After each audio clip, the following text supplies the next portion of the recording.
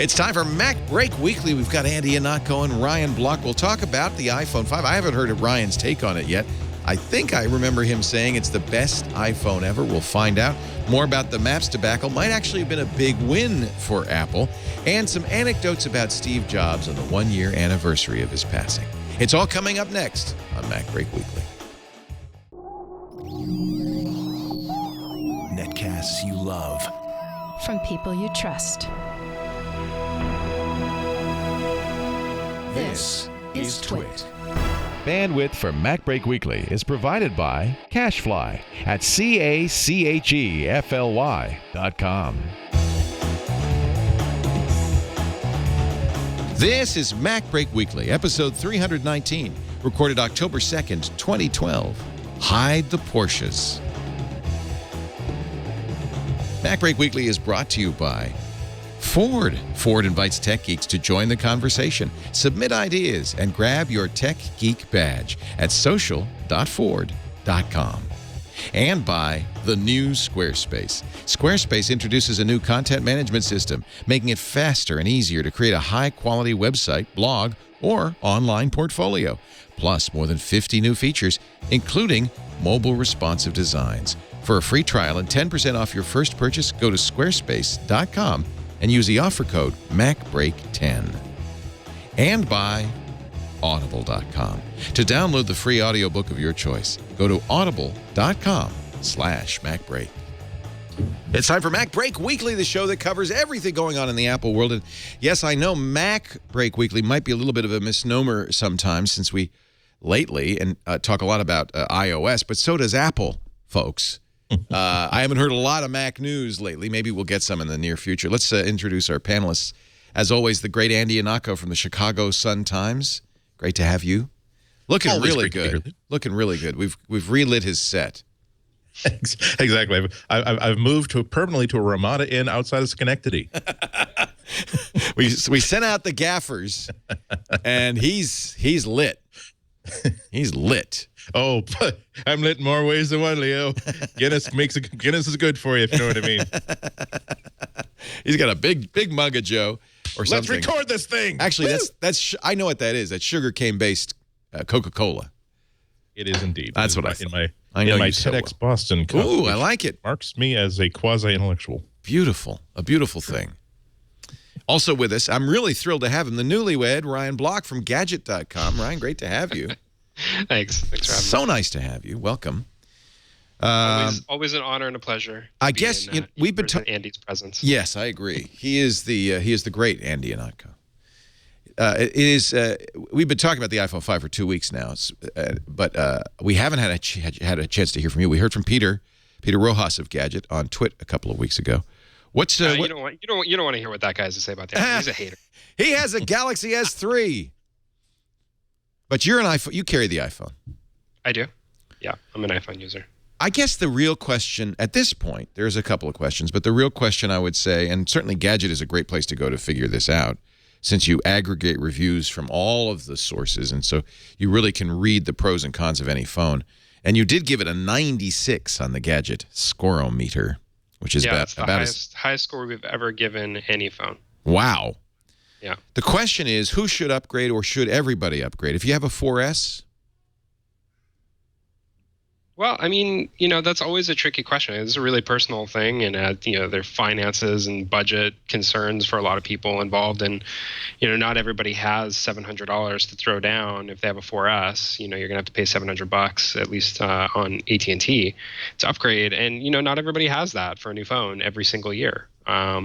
I think it's a really worthy upgrade. I think it's the best iPhone that Apple's ever created, even despite the extremely soft feeling metal that surrounds it. You wouldn't expect it to be any worse than a previous iPhone, though. No, Apple's not going to take a step backwards. No, of course. And it's funny that you mentioned that, because Apple at every they say it every time. They always say, no matter what the product is, it's always the best blank we've ever made. Where it's like, of course it is. Like, you're not going to make a crappier version of what we've decided to downgrade the iPhone. Some might say that, though. People who like the glass back are not maybe as crazy as you just mentioned about the new metal back, although mine's not scratched or marred in any way. I think just in general, though, it is the biggest single upgrade in every single way Really? that the iPhone's ever seen. Now Yeah, I mean, that's interesting. yeah, and one of the things I actually did, I wish I had the link handy, but I posted basically like if you kind of go back and look at what we consider exciting product launches, and I use the iPhone as a primary example, and remember the dialogue a couple weeks ago was not about maps and how crappy they were. The dialogue a couple weeks ago is, oh my God, the iPhone 5 is so unexciting and so underwhelming. Right. If you look at the iterations of each iPhone from the tentpole features, the 5 has the most and biggest and most interesting stuff that they've upgraded and changed and made better from one release to the next. And really, the Retina display was a big one, and adding 3G to the second iPhone, the iPhone 3G, was a big one. But this is really the first amazing iPhone, I think. Really? I'm amazed that you say that. Look, I'm a longtime iPhone user, but I think this is a really big step forward. I think for the iPhone. Yeah, I agree up to a point. I think this is maybe the first really divisive iPhone, because there are people who have been waiting since day one, saying, "Oh goodness, I wish this had a bigger screen," right. And my goodness, why do we have to wait so long for true high speed? And man, if that's what you're waiting for, it's revolutionary. There is no comparison between the speed of the 4G and the speed of the LTE. And if you do like a larger screen, if you don't mind making a device that's a little bit harder to manipulate with one hand, man, there is just no difference there is just no comparing the small screen to the large screen. There are some folks I think are not going to be who definitely care about the high speed, who would prefer a smaller screen or prefer an even larger screen. So that's one separator. There are a lot of different leaps forward that you mentioned. One that you didn't mention, that's one of my favorites. Again, talking about things that are peculiar to the user. To me, the biggest jump forward the iPhone ever made was the iPhone 4, because not only was it the first time that Apple said, we're not even going to pretend to be styling this in any way that a previous phone has ever been styled before. We're going to do things that we think that only we can do, but also the jump forward in camera technology, where I remember how in love I was with the first 4, because this was the first phone where there was not a single situation in which it couldn't take a good picture. It could still take bad pictures compared to a conventional camera, but no longer was it a case where, oh, well, unfortunately, it's not a bright but overcast day, so I'm going to have to settle for whatever I get. Took great pictures in sunshine, took great pictures in low light, just great overall. So I think if I think the iPhone 5 is a mixed bag, it's not because it's an inferior product. Like you guys said, it's better in every way. It's just that some of the features are not features that are going to directly speak to a lot of people. And I do think that the size of the display, it isn't a mistake. It's just that there are people who are going to be very peculiar about what size of phone they really like. And now there is one size, unless you want to go back to the iPhone 4S. So that's going to be a disconnect for some people, but certainly not for most. Having used it now for a week and a half, I would say that you kind of nailed the one big difference, which is speed. And I don't mean merely LTE speed, although that's huge, but also the speed of the phone. When you combine the two, the phone feels very responsive. When you ask it to do something, in fact, I prefer to keep it on LTE over Wi-Fi. I'm going to hit the cap real fast. But it's LTE is so. I'm on Verizon LTE here in Petaluma. It's the only one we have. It's so fast that everything seems like it happens right away, and that's actually really nice. Yeah, that's a big difference. So I'll grant you that. Go ahead. I mean the LTE, I was actually pretty blown away. I mean, I've tested LTE phones before, but again, not as my daily driver. When I ran the bandwidth test for the first time at the cafe near my house, and I was getting 40 megabits. Yes, it's amazing. It felt like the future, right? It's kind of ridiculous. Oh God, it absolutely sickens you, because I know what bandwidth I get over copper in my own home. Yeah. And I was like, oh, screw you for giving me a phone that's even it isn't unique to the iPhone, I know, but LTE speed is like, screw you for giving me speed that's way better than my home internet. I know. I have no faith in humanity anymore. I'm sure you guys remember like going from a 2G, like an Edge phone, or if you were on like Sprint or Verizon 1XRTT, to a 3G phone, the first 3G phone, and that felt like a pretty big step, right? But it didn't feel like it was blow the doors off, like this changes absolutely everything, especially because in those days, the first iterations of 3G were just, they did not really ratchet the speeds up, right? 3G back then was like 1, to 2 megabits if you were really lucky. And over the years, they made 3G a lot faster. Now you can sometimes get, 8, 9, 10 megabits.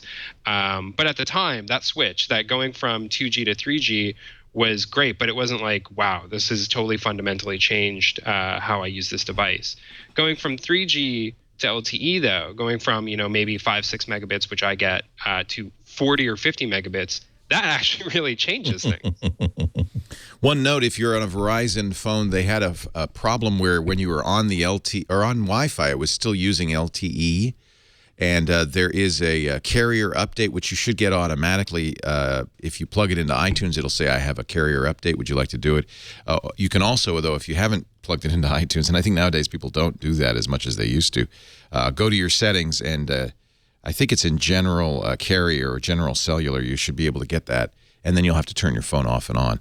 No word yet from Verizon if they're going to give people back some bandwidth, because it has been using LTE in addition to the Wi-Fi. The other good thing about the Verizon phone, and it makes me look smart because I decided to move from AT&T to Verizon, is it's a good international phone because they didn't lock the SIM card. Yeah. I like that. That makes Nice this bonus. that makes this maybe the best phone for travel out there, because you get Verizon speeds in the U.S. and you get unlocked GSM everywhere else. But of course, you have to find a nano SIM. Good luck. Nano SIM. Yeah. Yeah. I got to buy a nano SIM cutter. Apparently, you can't cut micro SIMs to nano SIMs.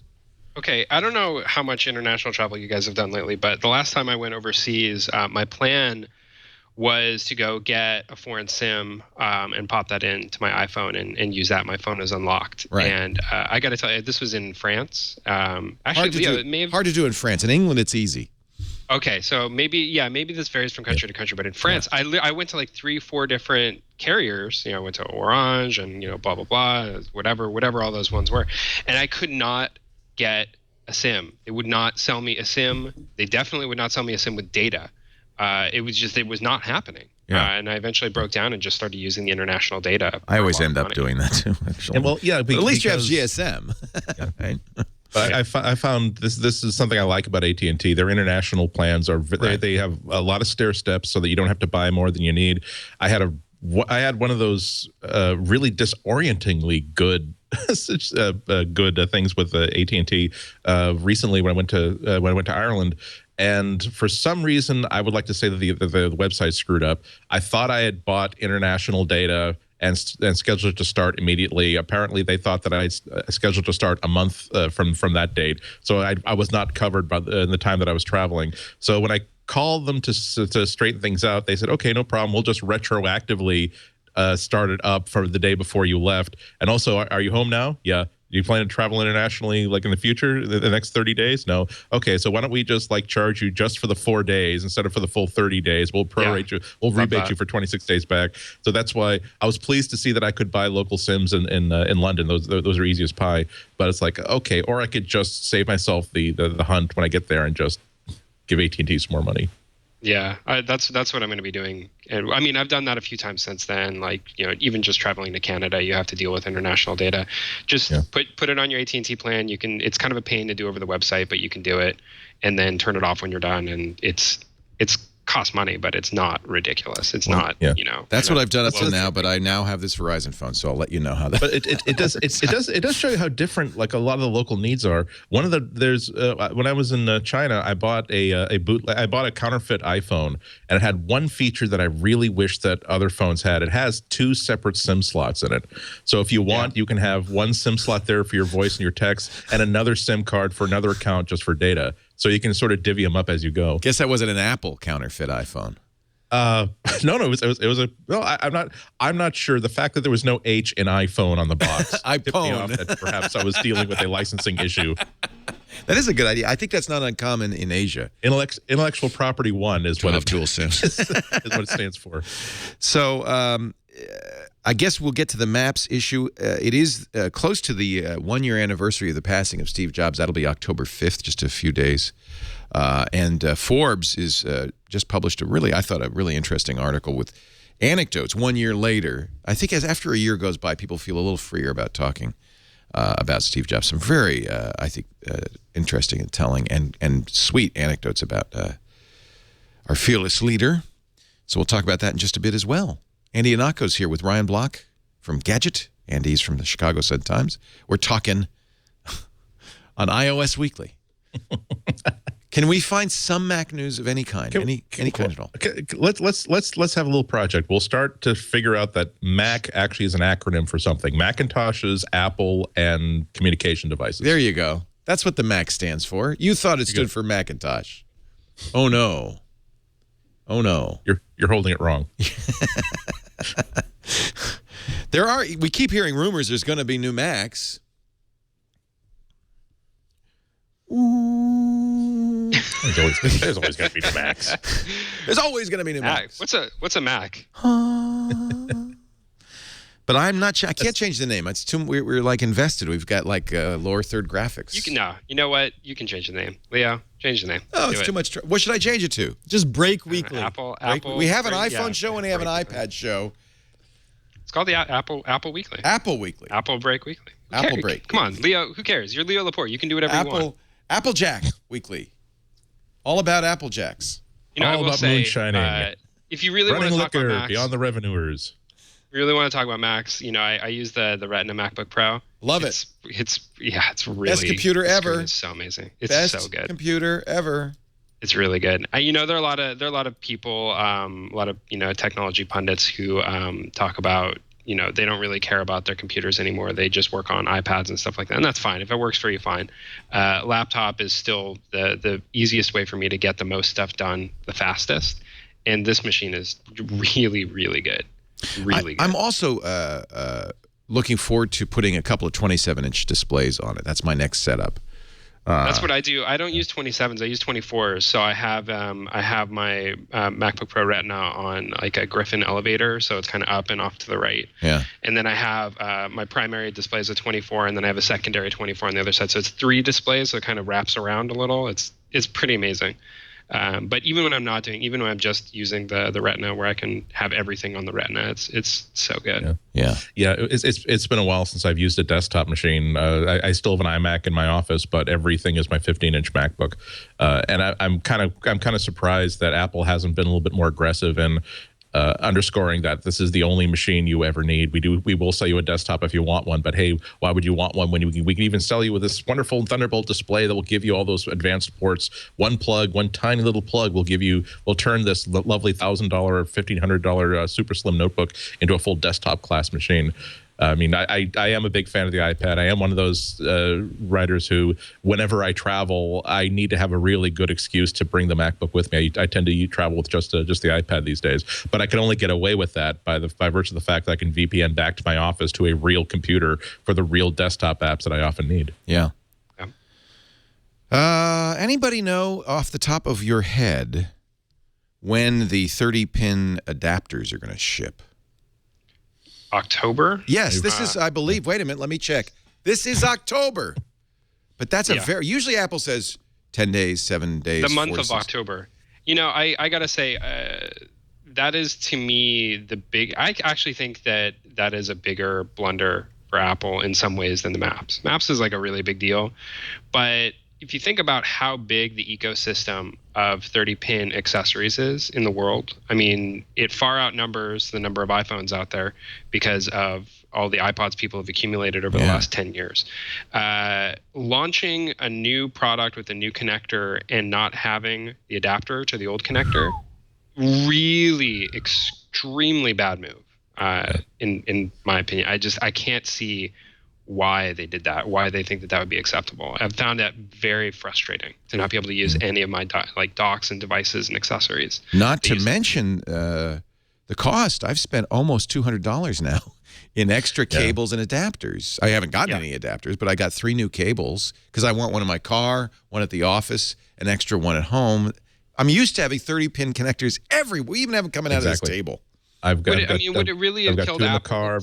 I've got 4 next to every single 4 in almost every room. I almost never have to look for one because it's right there by my shoulder.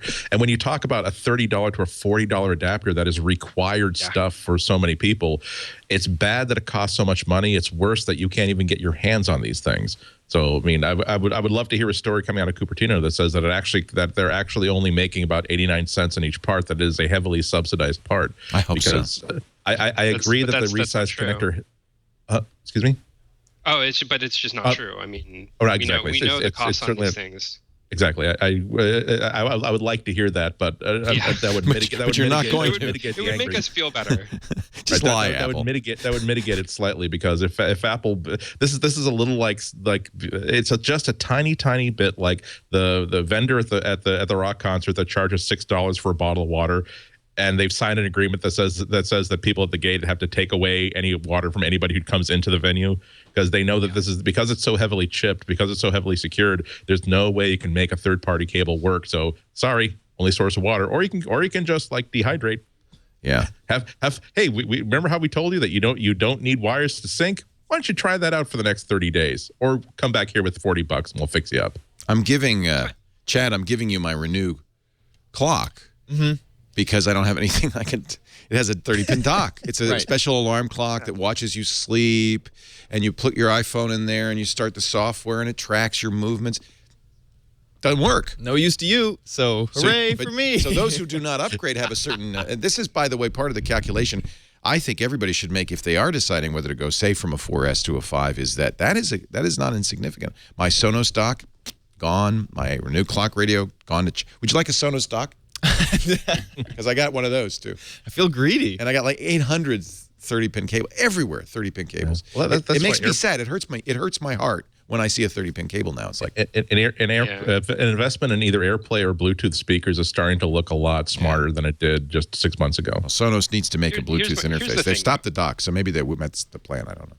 Would it really have killed Apple to do like a trade-in program, like bring in a 30-pin cable and we'll knock $10 off your next Lightning, cable, or bring in this and we'll give you like, it's just it's not even that they have all this money that they're sitting on and not doing anything. It's just they're a customer service centric organization. They love to talk about how well they treat their customers, and I think everybody who's started to make this transition from 30-pin to Lightning really feels like they're being taken advantage of. I feel like I'm being taken advantage of. I feel like I shouldn't have had to spend $80 on new cables, not because I shouldn't have the new cables, right? Like we have to make the transition, but because that's egregious. And why don't they try to help me out a little bit here? I mean, I spent $700 on this phone. Do me a solid, like make the cables cheaper for me since I'm making this transition. I'm not a new customer. I'm an old customer. Like it doesn't feel right to me. It doesn't feel good. Yeah.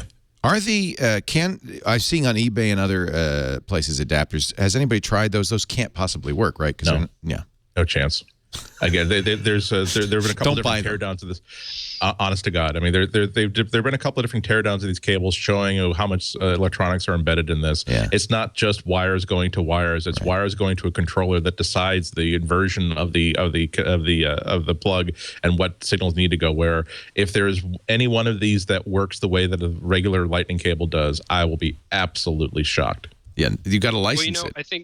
I think one thing that we might see is charge-only cables, so cables that don't support data, because if I remember correctly, the pinout on the Lightning cables, pin 1 on both sides, it's not symmetrical, it's flipped. So when you reverse the cable orientation, it's always pin 1, and that pin is always assigned to power. So you can always do that, and that doesn't require A to D conversion or anything, or DVA. Right, if I'm not mistaken, and I haven't tested this, but from what I've read about how the pinouts work and how the cable, the pin assignments work and all that stuff, you should be able, in theory, to get a charge-only cable for really cheap. And it won't do anything else, right? It won't transmit data or do audio or any of that stuff, but should be able to charge you.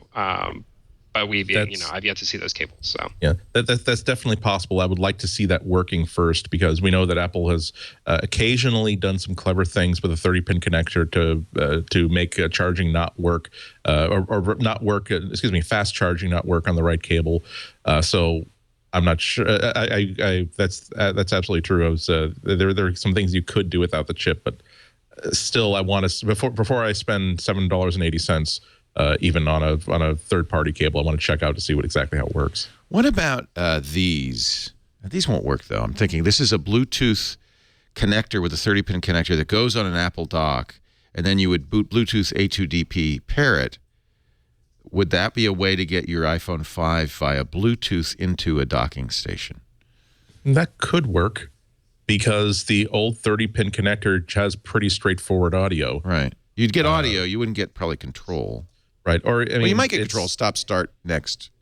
Control. Yes. Yeah. The only problem with those is, if I remember correctly, Apple specifically does not allow license for 30-pin to Bluetooth adapters. Right. That was something that a number of companies have wanted to do, and anybody who's a part of the Made for iPhone program is, if I remember correctly, is specifically instructed not to create that specific product. That Apple really feels very strongly adapting 30-pin to Bluetooth, not allowed.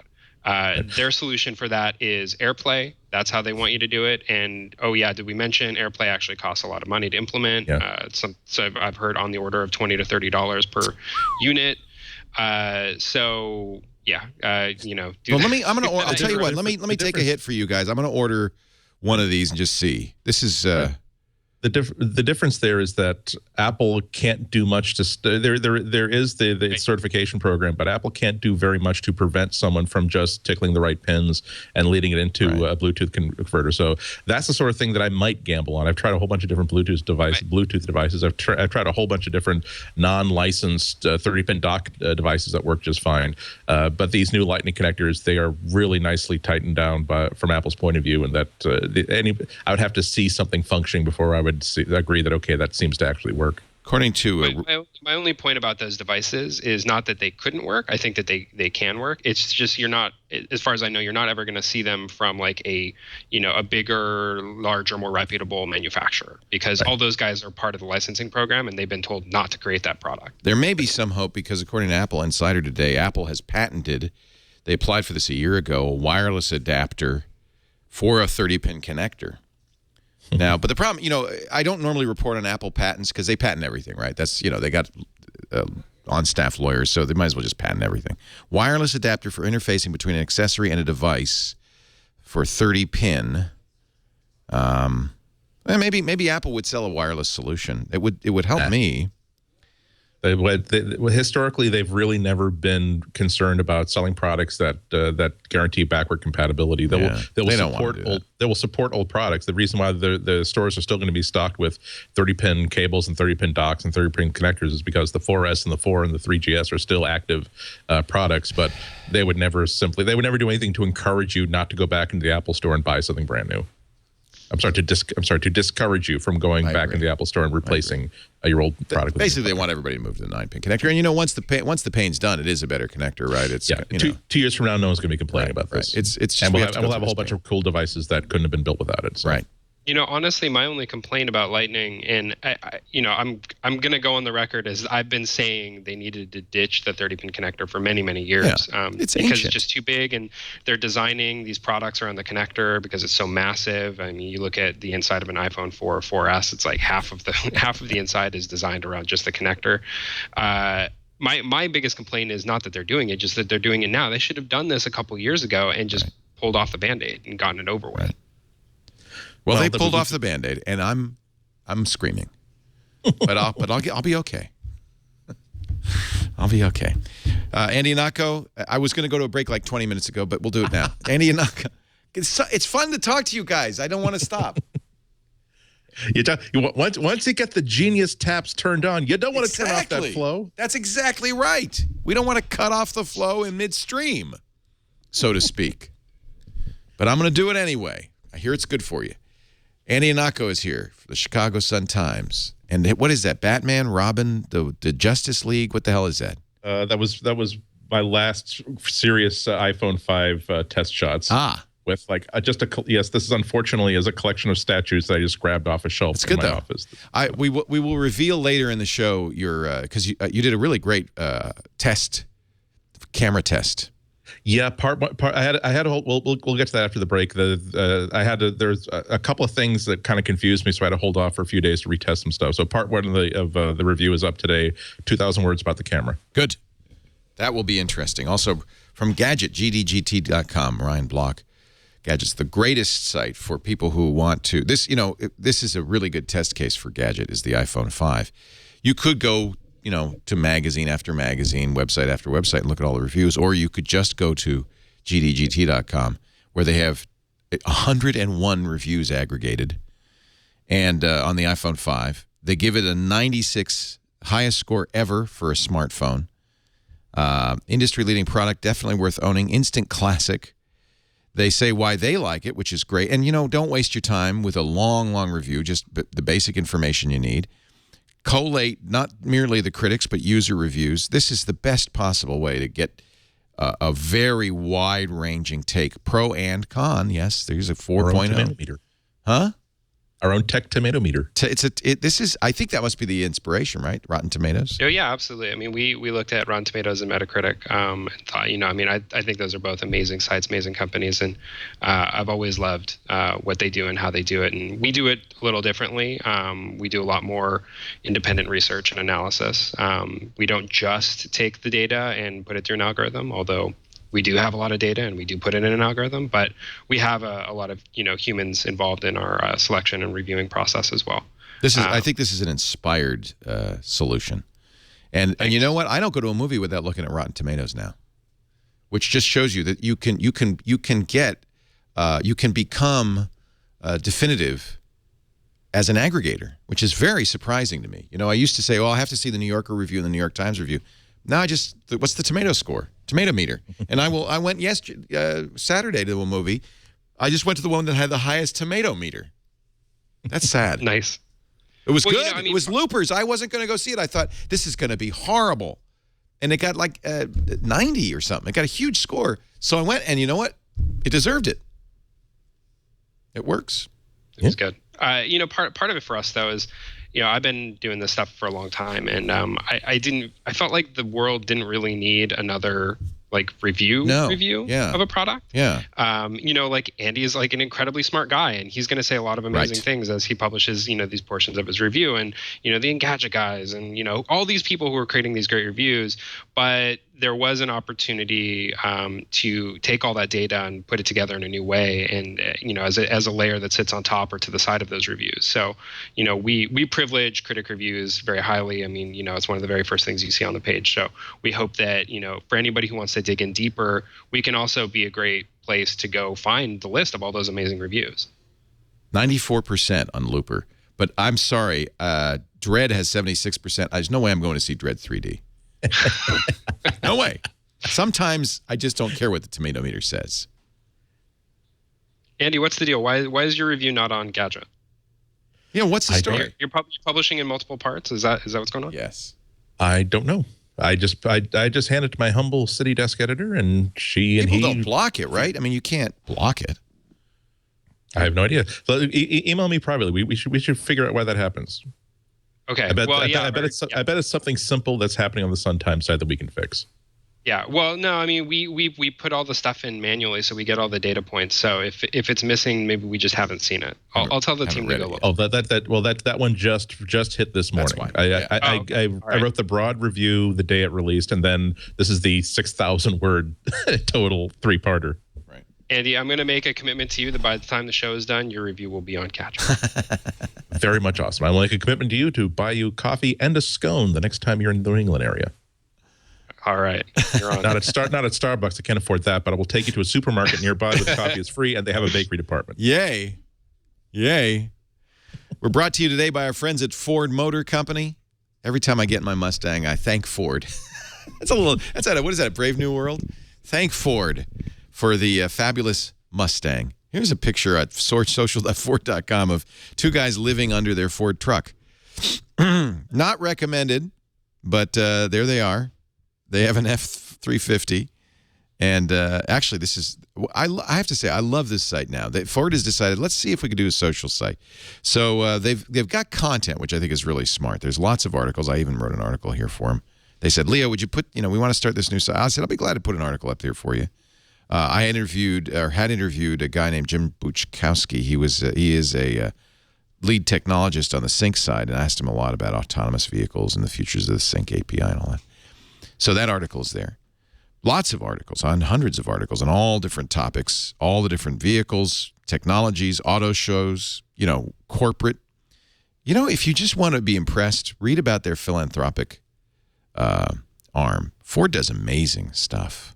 Ford does amazing stuff. But they're not here. I'm not here to toot their horn. They didn't ask me to do that, but I did want to mention that.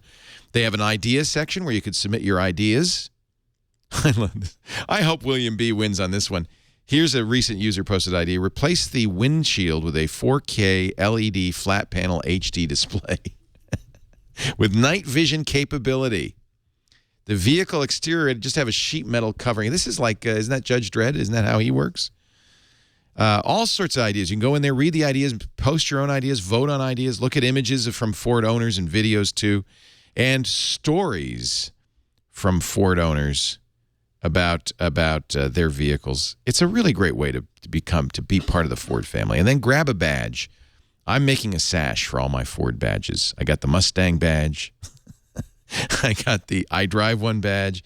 And now I want the Tech Geek badge. You're not just ahead of the curve. You're the one leading it. Find out more.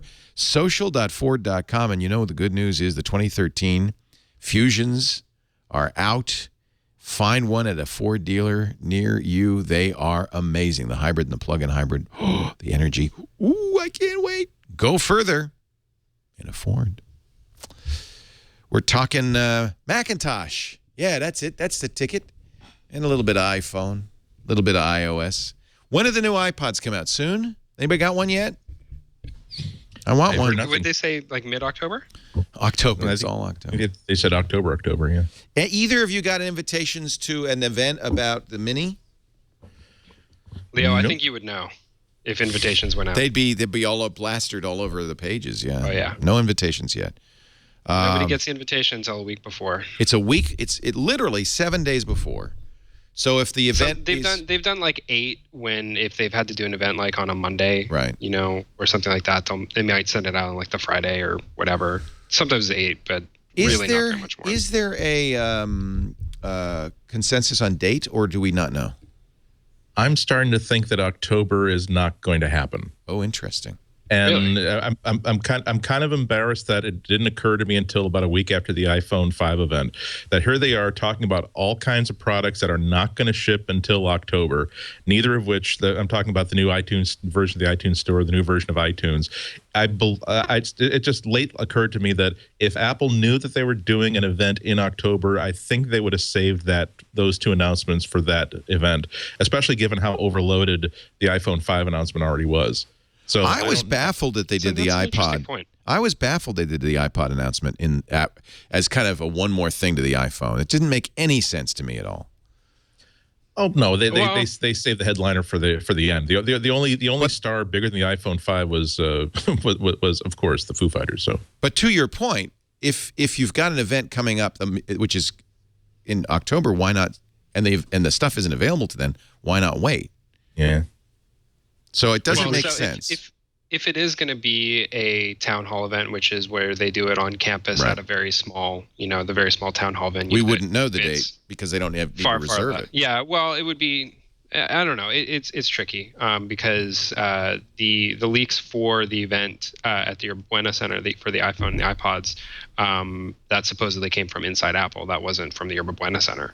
But if it was a town hall event for the iPad Mini, the iPad 7-inch, whatever it's going to be called, I think that they could still encapsulate that and just talk only about that thing and have that be separate from the other stuff.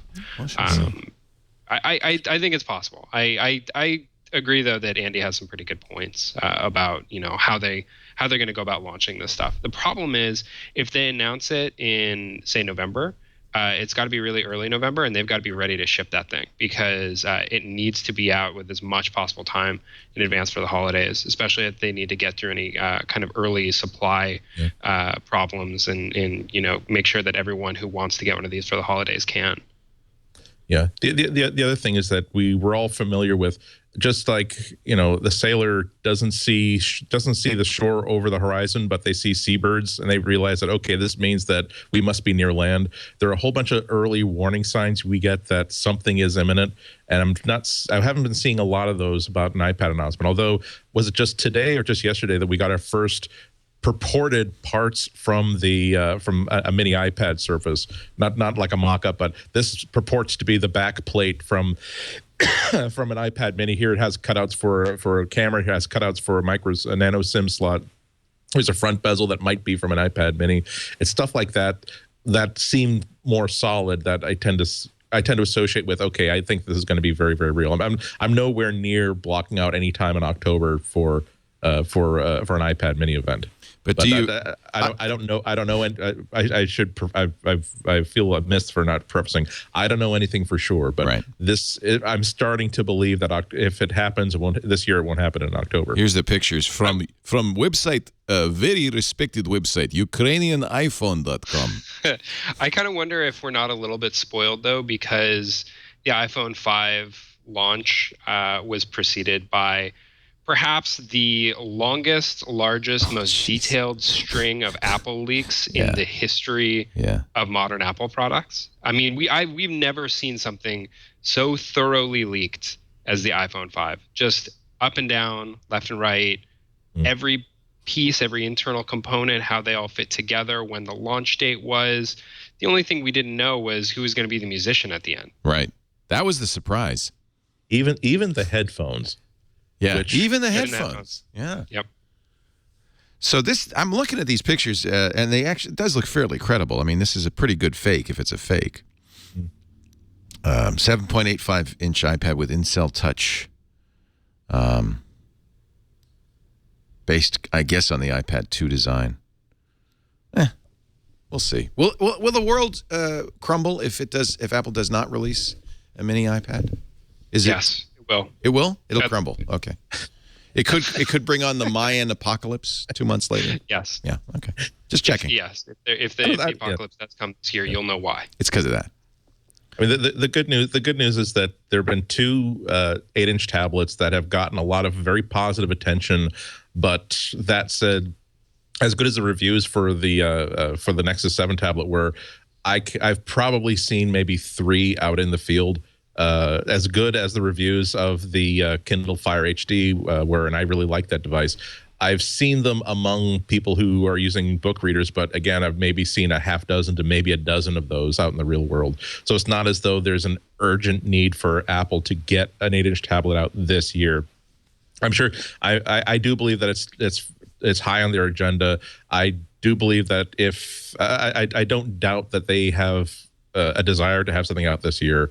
But I don't see that sense of urgency that would say, oh my God, if Apple doesn't, there will be people who no doubt will say, well, this is let the mark be placed on this part of the ground. Of December 2012, when they failed to ship a smaller version of the iPad tablet, was the beginning of the end for Apple. It's like, no, it wasn't. You're just making noises with your mouth. You're not saying anything smart or clever, or interesting, or useful. This never would have happened had Steve Jobs been here. Or Steve Buscemi. If Steve Buscemi were at the head of Apple. Wow.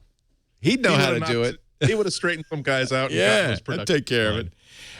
Interesting take on Tim Cook's apology. Now, this is the first time MacBreak Weekly has happened since the apology, but we've been talking about it because it happened last week. We talked about it on TWiT. And every show that we do, we talked about it. But Tim Cook on the Apple website has posted a letter apologizing, saying, we screwed up, Maps sucks, and you should use Bing or Google on the web or Motion X GPS, which was, I think, fairly unprecedented. But here's an interesting take from Farhad Manjoo, writing for Pando Daily.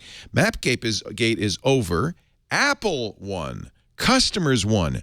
Google, not so much. He said that Tim Cook's heartfelt apology really did the job, that this was not something Steve would have done.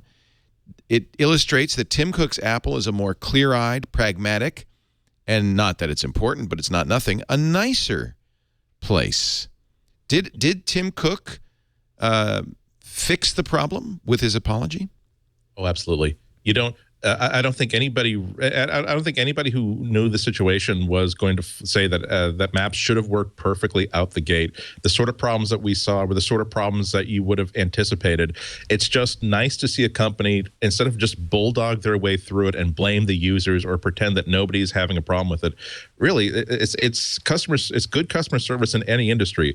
At times, the only thing the customer wants you to do is to acknowledge that we screwed up, we could have done better, we're inconveniencing you, we can't give you $10,000 on your own chauffeur driver to take you to the place where you wanted to go, but here is at least some practical advice that shows that we know exactly how badly we screwed up and it's going to get better. I mean, that's good for staying on the service line for another 45 minutes waiting for an operator. If you know that someone is actually listening to you and they're actually care about your problem. It costs you nothing. It cost them. How much did it cost Tim Cook to put out that email? Nothing. Yeah. And it comes off very magnanimous, not what is the opposite of arrogant? Humble.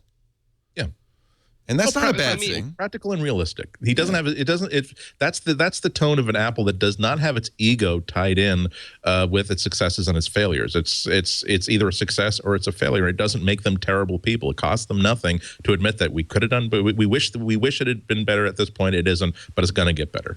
You agree, Brian? I do agree with all that stuff. I have to ask a question though that totally goes against the conversation we just had about, what would Steve Jobs do and all that crap that is just so irritating. But let me ask. However, hear me out on this. So, Tim Cook had really no problem, getting behind the new Apple Maps and iOS 6 as being the most powerful mapping solution in the world, right? And then that was how they went out with it, right? And there's been a lot of criticism about, Apple was maybe a little bit too gung-ho about the quality of this mapping product. And they should have been a little more realistic about its shortcomings and labeled it a beta like they did with Siri and not really kind of just gone out claiming that it's as good as Google Maps. So my question is this. Is this a Cook-Jobs thing where maybe Jobs, who is, obviously was known for being far more stringent about the quality of products, would he have recognized that Maps was not where it should have been and done more to put a beta label on it and, not go out guns a-blazing that this is the best mapping product ever created versus Tim, who was fine to sign off on that? Is it possible this really could have been avoided with somebody who paid closer attention, I guess, to the ultimate quality of the product? Maybe the blame goes to Scott Forstall. It was Scott Forstall who took the stage and said, this is the best maps ever. It's going to be incredible. Scott Forstall, who did the same for Siri. Some are saying Scott Forstall is the guy who should take the blame for this. Yeah, I'm not even going to guess. That's so inside baseball, and from the consumer point of view, the consumer doesn't care. No, I agree. Whether there's a scaramouche inside Apple's executive. But this is not this show is not for the consumer. In fact, the consumer may not. This consumer may not know that there was a problem with Maps. I guess they must have by now, until Tim Cook apologized. That would be the argument against apologizing. Is shh. Ixnay on the apps may. Yeah, I will say that every company really has to adapt and change based on how well its work is received and how well it works actually turns out. Microsoft got a lot of really kind of snarky comments when they started showing off Windows 8 early, when they started showing off Microsoft Surface early, saying, "Oh, well, Apple would never do this. They will show you a finished, polished product." When really, that's actually part of Microsoft's process. They've done this with every edition of Windows, where they say, "Here is, if you want to download it for free a year in advance, by all means, and please tell us what public betas. That's fantastic. And please tell us what we screwed up." And Windows 8, the version that I have on my tablet right now is not quite the same thing that as I downloaded for the first time. And so, at least the problems are at least out there. They could be addressed a little bit firmly. When you just are going to just pull the sheet off and go ta-da, you never really know what you're going to get. Apple has an incredible track record for that. I mean, can you imagine a product launch as radical as the iPhone that was as successful as the iPhone, a successful product as the iPhone? But I think that if Apple takes any lesson from Siri and from Maps, it's that there's sometimes value in saying that, you know what, rather than holding on to this for a year and a half until we think it's perfect, we're going to let you play with it with some warnings, but we're going to let you play with it because we're really proud of it and we really want it to be all it can be, and we want it to be as good as it can be as as fast as we can make it that way. They did that with Siri. Siri's still in beta. Yeah, I mean, and Siri, they were open actually, about it when from you day get one. the phone out of the box, you have to go into the settings and enable it by hand. I mean, it doesn't just come on. Well, maybe it does in the iPhone 5, but in the 4S, it didn't just come enabled out of the box. You had to go in there and you had to go turn Siri on like 3 menus deep. I think the thing here is, we're talking about, what does it cost Apple to do this? What does it cost Apple to have Tim Cook apologize? Nothing, right? What would it have costed Apple to say that Maps was in beta and, we've got some work to do and, we hope you bear with us? It would have cost nothing. It would have saved so much of just general headache and complaining from the press to have just been a little bit more realistic about this. And Apple knows better too, because they know that their services, their internet services specifically, have always been, their weakest form of product. And they should have known that if they hadn't really tested this, to the extent that Google has been tested over the last 10 years, that there were going to be some issues. Okay, so perhaps strike one against Tim Cook. Kudos for apologizing, but maybe he shouldn't have shipped it in the first place, or he should not have touted it. No, I genuinely think they should have shipped it. They had to get it out. Yeah. They had. That was the point. We have to get people using this, or it's not going to be. It's not going to get better. The same thing is true with Siri. They really need to actually get millions and millions of people using it. I'm completely on board with them shipping it early. Right. I think they had to do it strategically. Gruber had a really interesting post about like the timing of the various contract negotiations going on between Apple and Google for the maps, and I think that they had to do it, otherwise they were going to be in an untenable position. I'm totally on board. I just think they really should not have come out guns a-blazing. This is the best map product ever, because it is quantifiably not. Right. I don't actually think it's as bad as a lot of people say it is, but it's definitely not the best map product ever. Isn't it an interesting commentary on the psychology of the consumer, though, that there's if you were to sell me a certain gadget for my iPhone, and I take it out of I paid $100 for it, I took it out of the box, and it just doesn't work properly. It doesn't work nearly as well as you said it was. I'm going to be livid. However, if you sold it to me as a Kickstarter project, where you've been coaching me for the past year about here's where we are in March, and okay, we found out that the tooling is not going to work for this product, so we're going to fix it this way. And hey, someone gave us a great idea, so we're going to make this adjustment here. You're a little bit more forgiving. You're still upset that you spent $100 on something that's been delayed 2 or 3 months, but you appreciate all the work that's going into it. It's a transparent process where you don't expect it to just arrive on your doorstep and work like magic. You at least give that company a little bit more latitude. So when you do stick a beta sticker on something, and here I speak as somebody who's had a beta sticker on my blog for going on 4 years, you win at least well, hopefully a little bit more than 4 years worth of patience from the people that you're serving. I don't think it's. Go ahead. Go ahead, Lee. Go ahead. I agree with you, Ryan, that I don't think it's as bad, perhaps, as it's been painted to be. Of course, it depends where you live. We're in the Bay Area, and it's, of course, better here than it is probably anywhere.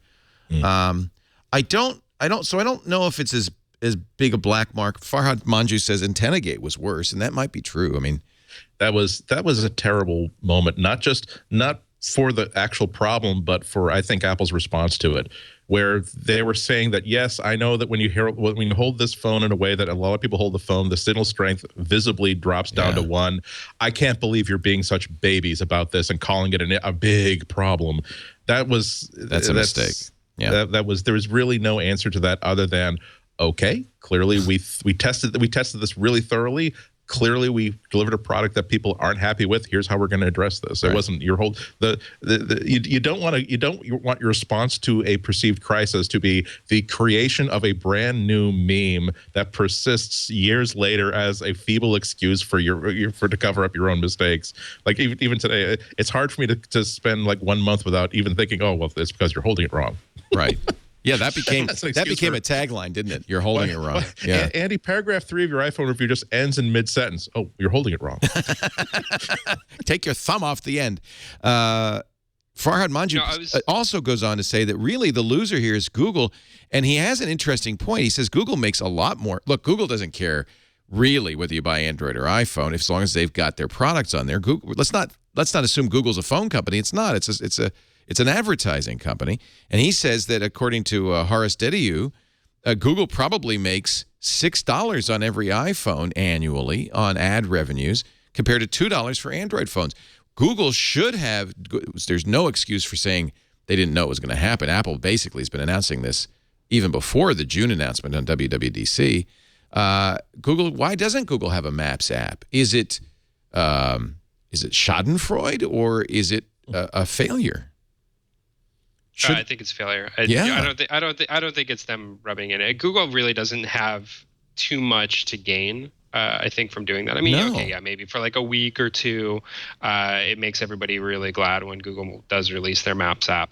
But ultimately, you know, they're currently losing a ton of data and a ton of time. Right. And nobody, you know, in this industry, the one thing you cannot lose is time. That is incredibly important and incredibly valuable. It's the only non-renewable resource, especially for a company like Google, who has essentially infinite money.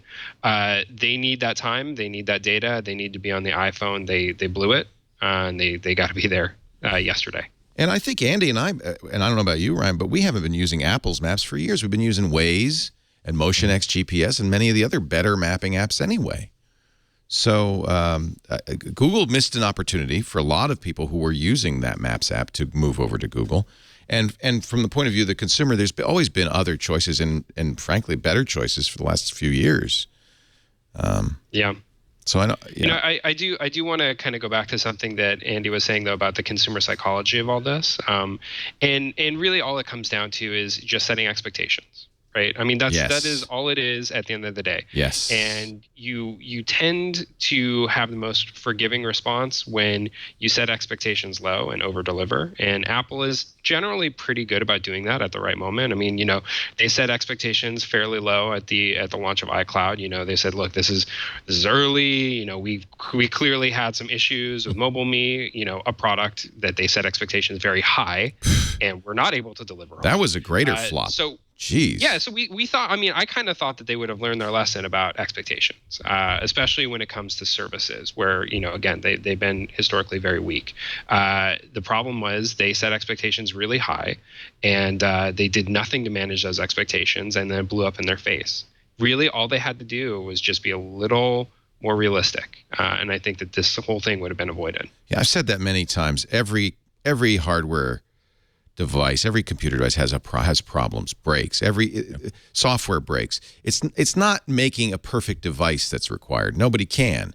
It's how you handle it when it doesn't work. And I create lowering expectations up front. No, you know, if you don't have the best map app, don't go out there and say this is the best map app ever. Maybe did they not know? Did Scott not know? Maybe they didn't know. Maybe they thought it was the best map ever. Well, How could they not know? There's also the showbiz aspect. When you unveil something in front of 3,000 people, including what was like 600 members of the press and about 2,000 or 3,000 developers, it's hard to say, well, we're going to give this a try and don't use it for anything important, but we're going to give it a spin and report the bugs. It's showbiz, man. You get on that stage and you belt it out. I'm prone to hyperbole. I understand that. We all are. Yeah, you get on. This is the best, the most wonderful. Da, da, da, da, da, da, da. We're going to take a break. We do have these anecdotes. I'll read a couple of them for you on the one-year anniversary of Steve Jobs passing at the age of 56. Way too soon. But before we do that, let's talk a little bit about our great sponsor, Squarespace.com. If you're ready to do a website. And by the way, it doesn't have to be like your website, you know, to end all websites. Maybe there's a wedding or a birth coming up. A great gift for a newborn would be to get their domain name, get their name as a domain, and create a simple site for the baby announcement that could eventually be their site. Wouldn't that be a great gift? Grandma, grandpa? Squarespace is made for this. I wanted you to take a look at it. Squarespace.com. It's hosting plus content management software. So it's the best of both worlds. And there's a good reason to tie them so tightly together. You get great performance, automatic security fixes and updates. So I've never heard of a Squarespace exploit. You're always absolutely secure. You don't have to even think about that. Plus, nice little features like, for instance, if you want to get the babyname.com, you can do that with Squarespace. If you buy an annual plan, they'll automatically do the hookup. They'll give you, you register the domain name, wire it up so that domain name goes to your Squarespace site all for free. So there's a lot of nice features in Squarespace. The new Squarespace 6 just came out, and it is spectacular. Things like what they call responsive design, which means that the page is, you don't have a special mobile page. Everybody's mobile now. So you have a single page that rearranges itself, that responds to the device people are looking at it on, from an iPhone to a tablet, to an iPad, to a 27-inch display. So when you put an image into your website, it automatically makes multiple thumbnails, I think 7 different thumbnails to fit each kind of display. The page rearranges itself. Its templates are all responsive. And by the way, beautiful designer templates, really gorgeous stuff. Very easy to take the starting point and make it your own. Every Squarespace site looks unique because it's so easy, even if you're not a web designer, to make it look how you want it to look. Of course, if you know CSS, JavaScript, HTML5, Squarespace gives you full access to all those tools, including syntax, color coding, and so forth in their editor. They've got a great pop-out editor. Makes it very easy to do your own CSS. Import all your data from existing sites, export it back out. You're never trapped. You can even embed things like Google Maps automatically, easily. Twitter, Flickr, LinkedIn, Facebook, all of them. Just couldn't be easier to work with Squarespace. I want you to visit squarespace.com. They have a very liberal trial offer. You don't need a credit card. You don't need to give them any personal information except an email address, and you can try it free for 2 weeks and really have the run of the place. Import your data in, see how it would look. And that, by the way, if you've got an event coming up in the next 2 weeks, that's it. You know, if it's a Blockmont, you could just put that on the website there, blockmont.com, and you got the whole thing. And then 2 weeks later, it costs you nothing. You say, okay, it's over. Actually, Leo, it's funny that you say that. And this is totally not planned, but we had a wedding site up. We were using this wedding service, and it was pretty good, but it just wasn't powerful enough. And I know how to code websites a little. I'm not amazing. I'm definitely not a developer anymore, but I didn't want to spend the time building a website from scratch. And Veronica and I actually used Squarespace to create our wedding site, and it's really good. I was actually really blown away by the responsive design stuff. I really was not expecting that. And editing was just like really, really fast and easy. I was really surprised. A lot of people, especially in like the podcast and video show space, are sponsored by Squarespace, and we always hear about how great it is. But I never really sat down and used it, and it was really good. That is so great. That is an unsolicited testimonial. Thank you. Unsolicited. Unsolicited. It's totally unplanned. But, you hear these ads after a while, it starts to sink in. They say, maybe I should try this. Maybe. I've been doing an ad for 10 years. So here's the deal. Go to squarespace.com. 2 weeks free. You don't need an offer code or anything. Try it out. Make it your way. By the way, here's the kiss. I said I didn't see any pictures, but Roger Chang posted a picture of the kiss. There you go, from the wedding. I love that. That's on his Twitter feed. I want you to try it for free. If you decide you like it, that's when I want you to use our offer code. Take a look at the pricing. It's really kind of sensible pricing. There's only 2 plans. There's the standard plan and the unlimited plan. You can go month to month if you want, or you can buy a yearly deal. Of course, you're going to get the best deal if you buy a year. In fact, I would go for the unlimited yearly deal. That comes down to $16 a month, and you get unlimited pages, galleries, blogs, unlimited bandwidth, unlimited storage, unlimited contributors. You get the custom domain registration I was talking about. All sorts of fancy integration with Google Apps and MailChimp, published to Facebook page. I mean, it go on and on. And if you use our offer code, MacBreak10, we change the offer code every month. So just use the number of the month at the end, in this case, October, MacBreak10, you'll get 10% off your first purchase. So that's why it's another reason to do the annual purchase, because it's a significant savings. Squarespace.com. If it's good enough for Blockmont, just think what you could do with it. I love it. I mean, that's how hip you guys are. You actually have a hash. Was it official? Did you announce the hashtag? Yes, we did. It was on the wedding program. Look, we have a lot of people from the technology world there. It's so funny. They need to know. Otherwise, and look, of course, we're not going to put like a bunch of like crappy little analog film cameras on every table like they do at some weddings. Hey, right? that's what I did at my wedding. Of course, that was 1992. We didn't have Twitter. Leo, totally forgivable back then, but now everybody has an amazing camera in their pockets, and we want to see those photographs. So much easier. I got to tell you, we had to develop 150 disposable cameras to get our pictures back, and they were all crappy. They were all pictures of like the table. So this is much better. I'm just not sure if I would want to spend my most glorious day in life, starting my life partnership with my beloved, explaining to about at least 11 of my elderly relatives, okay, now you're not on LTE, so you're gonna have to log Wi-Fi. Your phone has what? Give me your phone. I'll download the app. It's an app. No, you don't know. It's not like, okay. Sorry. It turns out it's I love you, Aunt Sylvia. I'm sorry. It's kind of like those like cartoons where they have like some jokes in there that they throw in that only the adults are going to get, and like the kid just kind of goes right over their head. That's kind of how it was. All the people who didn't know what we were talking about, they just went right over their head, and we moved right on, and no big deal. What's this Blackmont you're talking about?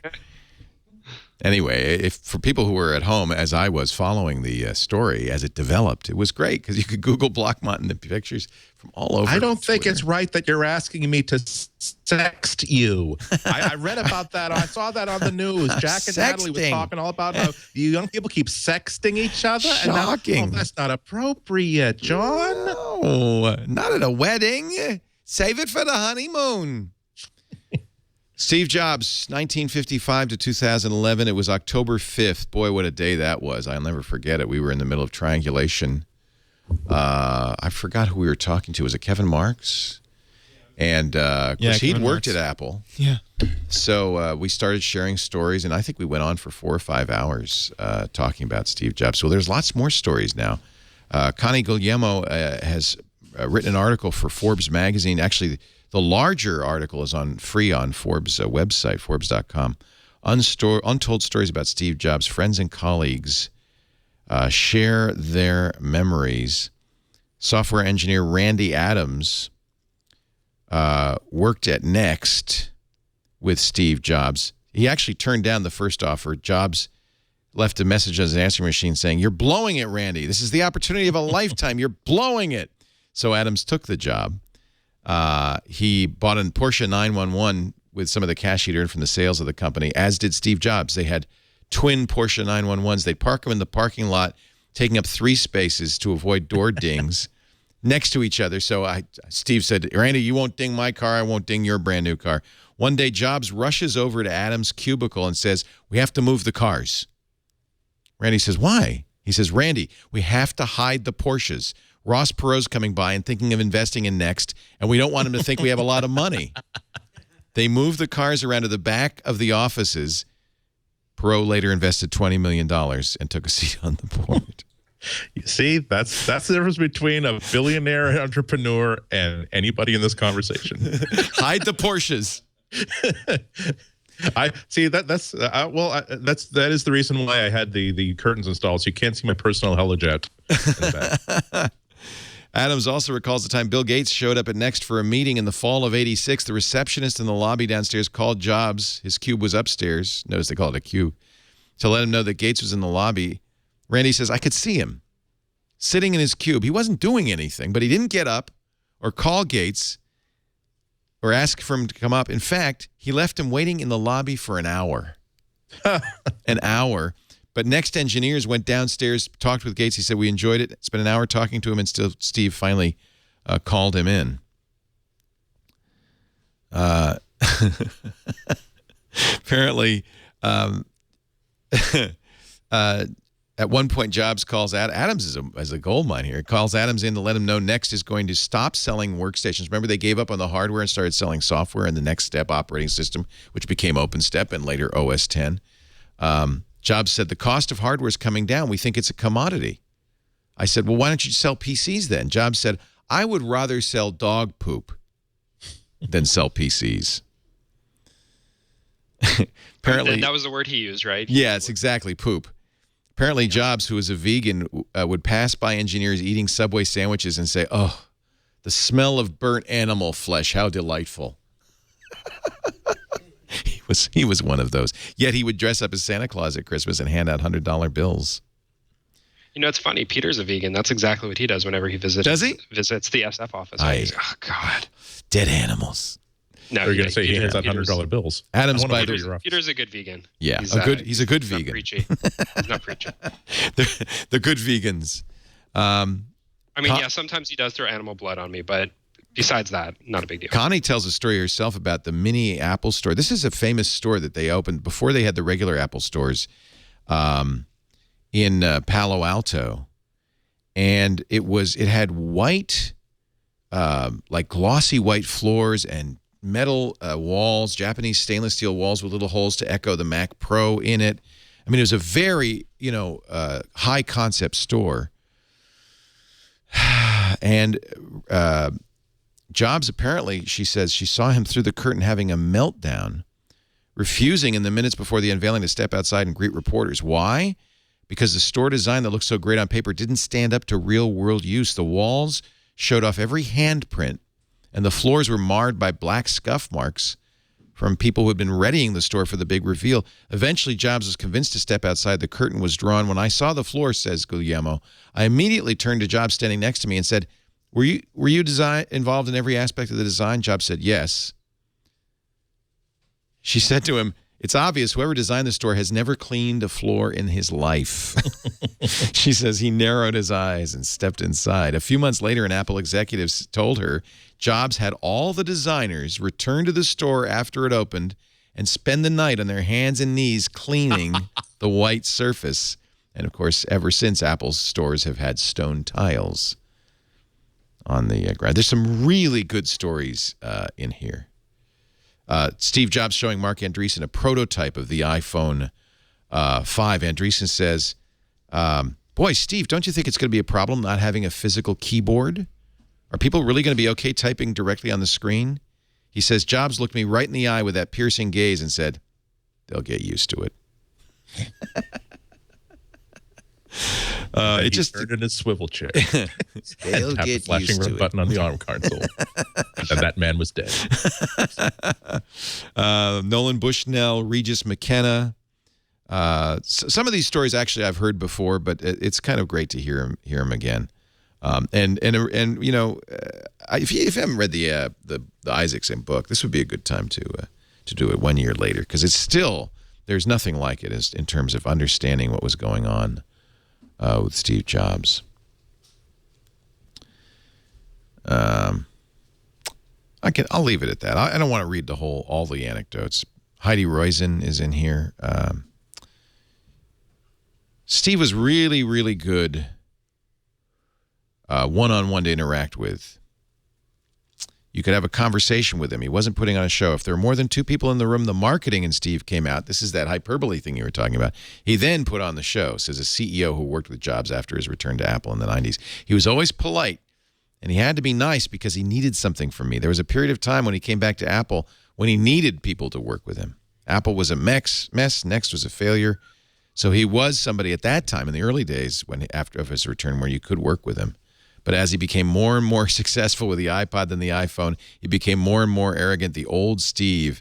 There were times, quote, where what he said he was going to do, where what he said he was going to do something and what he did were not necessarily consistent. And when I challenged him on that, he said, yeah, I know, but I needed to change my mind. It was okay in his mind to lie in service of Apple, in service of marketing. I think we know that. Good article. Highly recommend it. And it is appropriate, I think, to think back a year to the passing of Steve Jobs. So young. And I say that because I'm about to turn 56, his age when he died. Speaking of dead, Ping's gone. Anybody miss it? What's Ping? Ping? No idea. September 30th, it disappeared. And I don't think anybody noticed. Tennis rackets? Ping. Golf balls. They make golf balls. Ping. Is that the tool that you use on the command line to check to see network connectivity? Yes, that's it. Ping a server. I use that thing all the time. I know. I need that. It had its fans. It's almost as if there was like a social circle of people who use that every day, and they use it to connect to other devices and other things. And it just shows what happens when a top brass does not have faith in a product. Give it another 10 years, Ping might have had another 30 I know users. some people use Ping because every once in a while I get an email saying, do you really buy all that crap on iTunes? That's been the only times I've used ping, was being reminded that when someone asks you, you really bought the Jerry Lewis collection? I said, okay, first of all, they're novelty records, but they're big band novelty records. He has a version of Rockabye My Baby. You get to hear him arguing with the band beforehand. Don't judge me. Don't judge me. Late last night, Samsung dropped the other shoe. They said they would sue if Apple shipped an LTE phone. They are. Samsung has gone back to Judge Lucy Koh, I think, alleging patent infringement by the iPhone 5. I don't know if they're asking for an injunction. Wouldn't that be turnabout if they said, hey, can you stop selling that? Samsung, we have little choice but to take the steps necessary to protect our innovations and intellectual property rights. You know, I should have just read that and said, who said this? Because it could have been Apple. Also, the injunction against the Samsung Galaxy Tab 10.1, which really isn't even the latest and greatest anymore, has been lifted because, of course, the jury had determined that the Galaxy Tab did not infringe. So Judge Koh, who had issued a temporary restraining order, has lifted that injunction. So the ban, which has been in place in the U.S. since June, is no longer in place. Let the Galaxy Tab 10.1 success story begin, finally. And a grateful populace breathed a sigh of relief and a scramble to Best Buy. So there you go. Back in court. Apple and Samsung. One more time. Let's do it again. It was so much fun last time. Sorry. Oh, I like it. I'm in a Sound busy effects. street, man. It's good. You're like the Adam Curry of gadget blogs. Samsung scheduled a strategy meeting with Eric Schmidt over the Android war. Eric Schmidt's going to South Korea. Mr. Schmidt goes to Pyongyang or whatever. Samsung's mobile chief has revealed in what's been tipped to be an attempt to boost Google's involvement in Android litigation. They'd love to have Google and its a cadre of lawyers marching into court with them. Google has made no comment on this. You got to think that Google's paying close attention, though. They're just waiting for the Apple's steely gaze to shift to Mountain View. Well, I don't think they can afford to have the best Android phones continually targeted for legal action. Right. Because 2012 is, people are sick of me hearing this, but I'll say it again. So anyway, 2012 is the year in which the really great Android phones started coming out, and if there was a successful injunction against the Galaxy 3 or the HTC One or last year's Galaxy Nexus phone, that would have deprived Android of Google of at least their three best case studies of here is really well designed hardware running the latest software that proves here's what we're trying to do with Android and here's why it's actually an attractive alternative. They'll still be stuck with the problem of most Android phones being still running 2.2 or even over 3.1, but they really need to maintain that high ground somewhere. And so it's kind of like I think we're talking about this in the pre-show that when we're talking about the design of Android's back button and things like that, I think that this is really the history of Android has demonstrated how poor a model this idea of freedom and openness and everybody do exactly what they want can be if you're trying to make any sort of a creative or commercial impact with the real world. At some point, you need to get the heads of the five families together, and we got to agree that we're either going to go into the drug business or we're not going to go into the drug business. What we're not going to do is all be fighting each other about what we want to do next. It's tricky, though, because if it's true that Google makes more money on the iPhone, I mean, Google really isn't in the handset business, Motorola notwithstanding. In fact, didn't Motorola withdraw its lawsuit this week? Mm-hmm. I think I read that. Google's got to balance all this stuff, right? It's like Samsung. They're doing business with Apple at the same time as they're suing Apple. It's tricky. Amazon has asked a federal court to throw out Apple's false advertising, claiming in a lawsuit that this is Apple's false advertising claim in a lawsuit over the App Store name. Remember, Apple sued, saying you can't call it an App Store.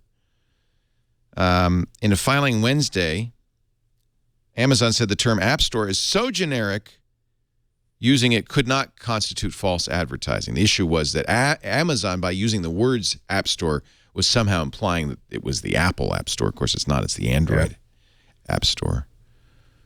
It's kind of ridiculous claim, isn't it? Yeah, and Amazon did change the name to Amazon App Store for Android. Snappy. It's as streamlined and elegant as Android itself. Yeah. Or as Amazon's fork of Android. Right, which is... I like they cut off the stuff that you don't need if you're not going to be reading books or watching movies. Yeah, it's very basic. That's okay. I'm going to actually review that on Before You Buy later this afternoon. I like it, but if with the Nexus 7 at the same price point out there, most of our audience anyway would be more interested in Nexus 7 or perhaps a 7.85-inch iPad. Well, I don't know. Again, depending on its price. Yeah, I still like the Fire a lot. It's the Fire HD, the new Fire. The Fire HD. Are you talking about the Paperwhite or the Fire HD now? The Fire HD is the one. Right. Yeah. I like the Fire. No, I like it. It's at least it still has that hesitation. Actually, I don't have the Fire on me, but I did get the Paperwhite today. Let's see it. Oh yeah. I'm glad I had it handy. I figured that somebody might want to see it at some point. Do we have a Paperwhite in the house? Is it Paperwhite? Yeah. The Paperwhite, yes. The Paperwhite. I've had it for a couple of weeks. It's the backlighting doesn't illuminate the page. It just simply increases the contrast between the ink and the background. The brain really does believe that, I'm actually looking at a nicely printed page. Oh, that's good. Yeah, that's what you want. Recommended then. We're going to be announcing our score and recommendation status for it. I think either later today or tomorrow.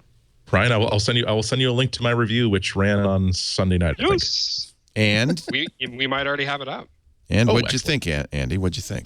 Very, very highly of it. I think I'm a big fan of the Kindle ecosystem above all the other bookstore ecosystems, but this is a great example of how good a device you can build for $120, and the challenges that any tablet maker, including someone who's designing something like the Kindle Fire, has and is competing with an e-ink, a really well-designed e-ink based reader.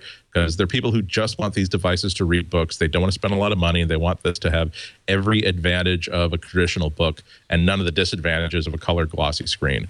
So great stuff. I mean, the ads get annoying after a while, so you'll want to spend that extra $20. Really? But I mean, it's just how many times do you want to see an ad for Titanic when you open the cover of your book? Right. And for a lot of I appreciate what Amazon is doing and seeing that here is how much it will cost for us to sell this at a profit, but that's still going to be too expensive for some people. So we're going to give people the option of having a cheaper product that has ads on it. If they don't want it, they can spend $20 more. But if $20 is that big of a problem for them, we'll aggressively help them to spend as little as they can possibly spend for our product. And I think for most people, the $20 is not going to be a big deal, but it gets a little bit old after. It got old for me after a while, especially because there are a bunch of movies I saw this year that I didn't really like, and being reminded now that they're all being released on Blu-ray, it's like, oh man, I don't read books. I don't read books anymore. I listen. Does it support audio? Yes. And so, I'm sorry, the new Fire doesn't have audio out, I don't believe. But the Paperwhite, does that support? The Paperwhite doesn't, as far as I know. The Fire HD does. Actually, that's one of the neat things on the Fire HD is you put your Audible books on there.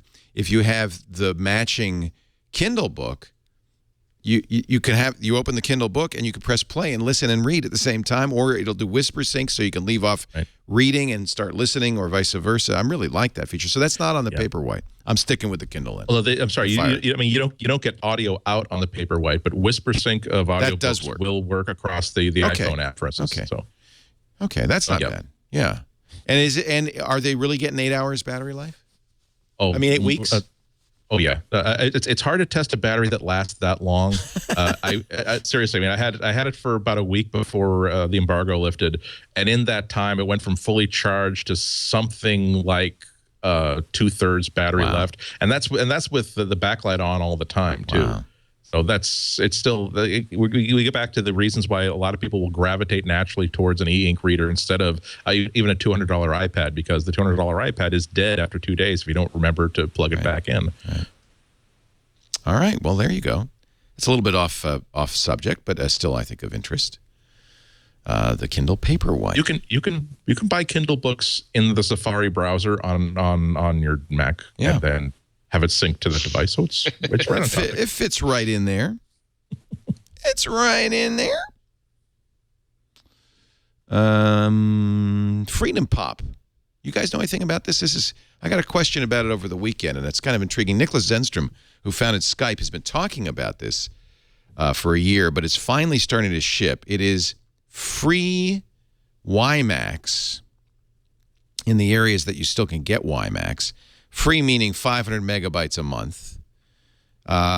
Apparently, they plan to switch to Sprint's LTE spectrum next year. And they offer a $100 back for iPod Touches and iPhones that will add this capability to it. They have a $99 iPhone and iPod case that doubles as a hotspot. That's not out for 4 to 6 weeks.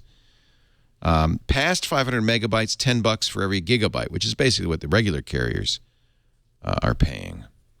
And they hope to recoup the cost of the free data by selling premium services. It's essentially a freemium model. So the $99 add-on. Anybody, Ryan, have you heard anything about this? Have you heard anybody using it?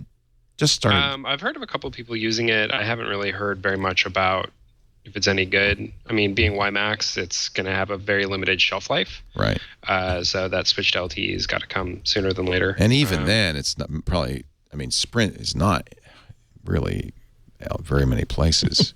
I'm a little skeptical about products like this. Sometimes they come along. You know, Zenstrom has had a number of things over the years that have kind of questioned or called users to question the status quo of how things, work, know, with television and Skype. Skype. Yeah, the TV thing did. Television company? I can't remember the name of that one. What was it? What was the thing? It's dead now, right? The wife. Yeah. Juiced. Well, Juiced. Thank you, Juiced, Moki. yes. Juiced. Oh, chat room, you're awesome. But those things have not really kind of panned out. Right. Generally speaking, they're a little too high concept. I think this is just one of those things where most people are probably not going to benefit enough from it to go through the process instead of just dealing directly with their carrier. Yeah. Well, anyway, I think it's worth a mention. I'm skeptical too until I see it, but I wouldn't buy the $100 back. Let's put it that way. I'd try it before you do that. I mean, do we know if they're like, because you're funneling traffic through their network? Do we know if they're doing like analysis and if part of their play is they're going to make up some money by selling your data? I mean, that's the kind of thing that those guys wouldn't shock me if they were doing that. Especially if their business model is to give something away free. You got to make that money back somehow. We collect information, including personal information, when you use our services. I'm reading the privacy policy. It looks pretty normal. We collect information about your usage and activity on our services. We and service providers acting on our behalf, like Google Analytics, use this information to understand and analyze trends. Combine this with other information. This looks. I mean, that's kind of boilerplate that everybody has in their privacy policy. It doesn't really tell you what they're actually doing. We use your information to offer you our products and services as well as third-party products and services that may be of interest to you. To administer contests and promotions, to send you emails about products and services. Yeah, I have a feeling this is. And at the end of the day, nothing's really free. Right. So you just have to make the calculated judgment as to which supposedly free products are going to exploit you and which are going to exploit you, I guess, less. Stuff like this where it gets into things that we know of as being extremely high cost. So broadband wireless network access, that is something that costs a lot of money. It's not like email over the web that is very cheap. Right. And it looks like they're putting ads on there too. So I probably not worth it. Plus, it makes me think about the fact that so many people use so many companies are using iPhone cases as a substitute for an expansion bus. So you have to choose between you can have this iPhone case that gives you WiMAX, but you can't. If you do that, you'll have to take off your iPhone case. It gives you wireless charging. But of course, if you use the wireless charging case, you can't use the wonderful Mophie Juice Pack, which gives you 3 times the battery life, unless you wanted the NFC battery case. In which case, oh dear. When is Mophie going to put out an iPhone 5 case? Anybody heard from anything from them? I have not heard. The good cases are finally starting to trickle in. I tested out the new iPhone 5 version of the OtterBox 10 days past Armageddon style case. Yeah, and it really does. You can just feel the teardrops from Johnny Ive's sad face dropping to the ground. This beautiful thing encased in this huge brick of plastic. Yeah. That, I mean, it protects it like no one's business. But oh man, this was not part of the plan when they designed this beautiful phone. I know how you feel, and yet I rarely see an iPhone without a case. Exactly. That's coming in part 3 of the review. It's like you can't talk about a new iPhone without talking about how just gobsmackingly beautiful it is. But then you also have to, I had to sort of slap myself in the face this year and start noticing every time you see someone with an iPhone, do they have it naked or do they have it in a case?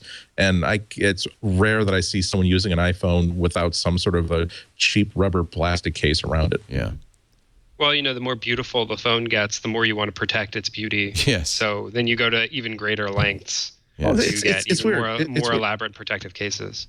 Yeah, I mean, consumers are weird, and not only is it a case of wanting to protect it. And I put this in. I have this. I like this this grippy spec case over my 4S, chiefly because that way that it doesn't slide off of. It doesn't slide out of my pocket. It doesn't slide off of tables, and also it's easier to hold on to when I'm using it as a camera. But part of it is that I just want my iPhone to look like my iPhone and not like a million others of them.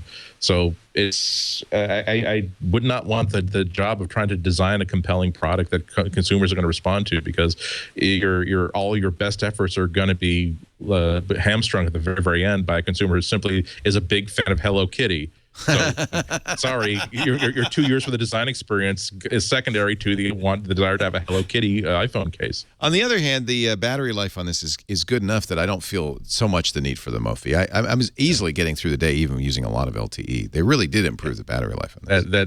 That is awesome. I mean, that's one thing that Android can't really compete with right now. I think Apple does. I think it's iOS that does a much better job of battery management than anything I've seen on Android beforehand. Yeah. I almost never have a problem with running out of juice on an iPhone, whereas on Android, even the best ones, I have to sort of be aware of what I want to do during the day. When you make the hardware and the software, you can do that. I think you can extend the battery life on Android devices further. You just have to really take that in your own hands. You have to constantly managing which apps are using too much power, which services should be shut on and off. It's like a really high touch process in order to be able to maximize the battery life on your device. And if you're willing to do that, and a lot of Android users are, mazel tov, but I think the rest of us don't want to spend half of our time on our phone managing our phone. So, Andy, you published your picture review, your camera review on the iPhone 5. You want to summarize for us? It was fun. Last week we had, 5 images, one taken with a Micro Four Thirds camera, one with the iPhone 5 4S. Did you have some other cameras in there too? Actually, that was the full menagerie. I did one that went all the way back to the 3GS. That was a self-portrait series, but other than that, I didn't expand it beyond that. But as a camera, I don't find it to be as a big a leap forward from the 4S as the 4S was from the 4. That's only because the 4S was just such a huge leap forward to begin with. I mean, and you do see a lot of improvements in picture quality, but they're not dramatic ones. If you put these pictures side by side, again, same shot, same scene, same time of day, and you just take a picture with one, take a picture with the other, and put them side by side, you will, after scrutiny, decide that the iPhone 5 photo was better than the 4S. But it's not the sort of thing where it's not as big as it doesn't really smack you in the face how good the improvement is. And also, I was surprised with, in good lighting, and I have to underscore that, in good lighting, the Samsung Galaxy 3 was just as good as the iPhone 5. It's only in dimmer lighting when the Samsung just goes right off of a cliff there. Yeah. The ultra low light, it has a special, and here's the biggest surprise from my testing. It has a special ultra low light mode where the ISP chip will decide that if you really are in a desperately short of light situation, it will go into a mode where it will sort of sample 4 adjacent pixels to get light information and sort of sacrifice image resolution for image sensitivity. So and the result is, I think I actually have one of these pictures here. The result is a shot that. Oh, no, I guess I don't have it here, but it's online. It's online if you want to check it out. It's a shot where in this same setup in practically no light. It's a side-by-side comparison where here is a black rectangle that represents the photo that the 4S took. Here is a black rectangle that represents what the Galaxy S3 took. And here is an actual photo that was taken by the iPhone 5. It works great. But there's a problem, and this is one of the reasons why I thought that this was. Here's the photo from the iPhone 5, and as bad as this photo looks, that's actually quite accurate to what it was. I put these statues on the top of the dryer in the laundry room. Had no lights on in the room. The door to the laundry room was left open, and that was the only source of lighting. So it's incredible that it got a photo as accurate as this out of that. But here's the reason why I had to actually delay this a little bit. I was having a consistent problem getting sharp photos from the iPhone 5 in a lot of situations where I don't have like a real MIT IEEE test protocol. I have standard locations that I've been testing cameras with and phones with for several years now, where the basic protocol is I compose the picture according to like mathematical standards, where I literally stand on the same tile in the library, put the crosshairs in the center of the image on this portrait that's on the far side of the hall, and then I take 2 or 3 pictures for safety, just in case one comes out blurry. Time and time again, not all the time, but far more often than what I'm used to, the iPhone 5 was not able to create a sharp image from that, whereas the 4S was fine, the 4 was fine, and the Samsung were absolutely fine, but the iPhone 5 kept producing blurry pictures. The last test I did, yes. Andy, is that with HDR turned on? No. Here's an example. This is an iPhone 4S and an iPhone 5, and the Torx screwdriver. Right now, and here this is the last test that I shot. What I finally I don't know exactly what the problem was. Initially, I thought that maybe it was that this phone is so slim that I'm just not holding it very steadily because I'm careful about dropping it. But after it was put in that OtterBox case, now it's as thick as can be. That removed that variable. What I think is happening, and that's based on the context of these photos and also the EXIF information. I believe that there are certain every time it's screwed up like this, it was in a low light but not a desperately low light situation. I think what's happening is that the iPhone 5 is going into desperation mode, and it's engaging that special, I'm going to just sample 4 pixels into 1 because the lighting is so bad. And whereas the other 3 phones were saying, well, geez, the lighting is pretty bad, but I don't have to do anything desperate to make this work. And I believe it's not so much that it's out of focus so much as it's lower in resolution because it engaged this special mode. So if you go on to, if you check the review on the Sun Times, you'll see examples of this. There's also, I've also posted some of these pictures up on my Flickr feed. So if you want to take a look at them side by side, they're on the left, you see the iPhone 5 version. On the right, you see the iPhone 4S version. And it's just absolutely obvious that something wrong is going on with the iPhone 5. I should point out that in that particular series, I took 3 shots in a row, blurry, blurry, blurry. It's not as though there was that kind of a variable. So I think that's what's happening. In that it's not as though it was blurring pictures in when there was greater amounts of light. And again, the iPhone 5 was generally higher in quality than the iPhone 4S. So I've got some, I put some feelers out to get some more resolution on this. But whatever the reason is, that is the one defect that I found in the iPhone 5, that there have been situations over the past week in which I've taken shots with this phone and several others, and the iPhone 5 was not able to produce a satisfactory image. So it doesn't, again, I won't speculate further on what the cause is and what the fix is, but that is, whatever the reason, that's something that I have been encountering. I think you nailed it. I think you nailed it. I have noticed exactly the same thing. And now that you mention it, I'm going back through my pictures. It is in lower light pictures. I know I'm getting a good steady shot, but it looks like some sort of artifacting is going on. I think you nailed it. I think that is that software. And you really only see it when you zoom in. But I think you're exactly right. It's using multi-pixels, and we're getting artifacting. And because it doesn't just look blurry, it looks something odd is going on. It looks soft, right? Yeah. And if it was frustrating the hell out of me, because you don't want to say that this isn't a bad camera. I'm not saying that, but you don't want to say that I'm having trouble getting this to take good pictures, and I don't know the reason why.